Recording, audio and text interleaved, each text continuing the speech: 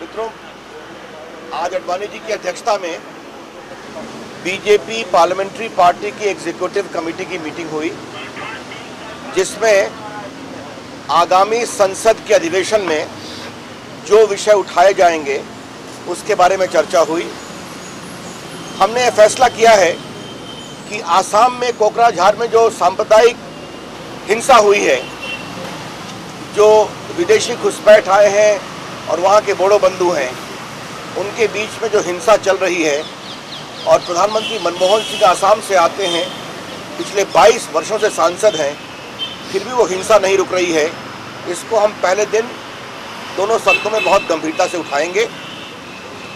दूसरा, जो बाढ़ और सूखे के कारण जो देश में स्थिति है, एक ही प्रदेश में बाढ़ भी और सूखा भी है, इसको भी हम बहुत गंभीरता से उठाने वाले हैं। जो फर्टिलाइजर की कीमतें बेतहाशा बढ़ी हैं, जिससे खेती में और किसानों को बहुत परेशानी हो रही है खाद के कारण, इसको भी हम बहुत ही गंभीरता से उठाएंगे। अमरनाथ की यात्रा में जो लगभग 100 भक्तों की मृत्यु हुई है, ये भी बहुत गंभीर विषय, इसको भी हम उठाने वाले हैं। यूपीए के सरकार के भ्रष्टाचार के नए नए आयाम रोज दिखाई पड़ रहे हैं। अभी ग्रुप ऑफ मिनिस्टर्स में जो स्पेक्ट्रम के नए बेस प्राइस को तय किया गया है, वो है 14,000 crore. In the latest group of ministers meeting, the spectrum price has been fixed at 14,000 crores as the base price, likely to go to 16,000 crore and above.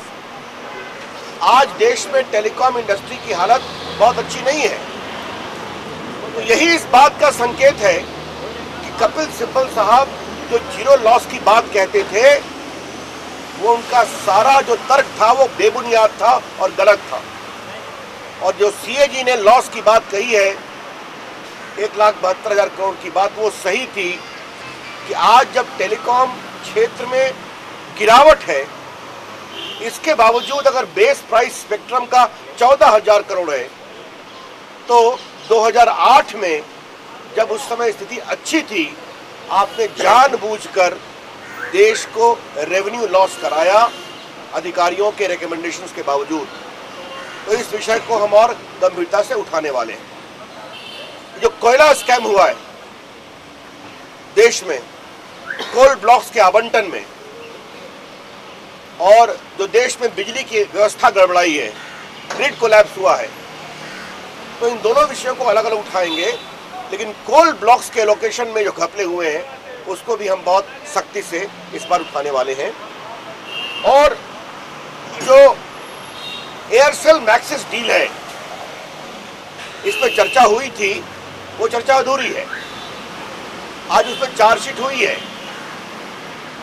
वित्त मंत्रालय और नए वित्त मंत्री दोनों को पूरे उस मामले में कई गंभीर प्रश्नों का जवाब देना है, तो उस प्रश्न को भी हम बहुत ही गंभीरता से उठाने वाले हैं।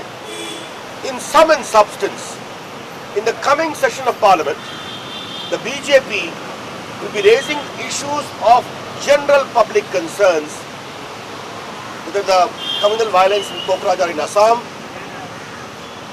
the rising fertilizer prices, the deficient rain and flood in many states at the same time, the killing of many bhakts on way to Amarnath Yatra, their unfortunate death, and also rapid corruption with new dimensions unfolding as far as the UPA governance with the coal scam or the spectrum allocation pricing scam or Aircel Maxis deal. All this we are going to raise in a very big way. बाकी इन सारे विषयों पर हम India के लोगों से बात करेंगे। बहुत बहुत धन्यवाद।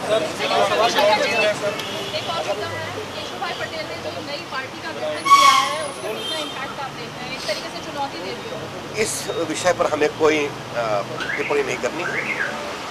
अब वो हमारी पार्टी के वरिष्ठ नेता रहे हैं, पहले भी कहा गया था। अब इससे अधिक मुझे कुछ नहीं कहना है, बाकी गुजरात की जनता तय करेगी। सर, एआईएडीएमके उपराष्ट्रपति चुनाव में आपके साथ आ रहे हैं, एआईएडीएम भी आ रहे हैं, जयललिता वाल क्या रूप है सर, तो बता देंगे।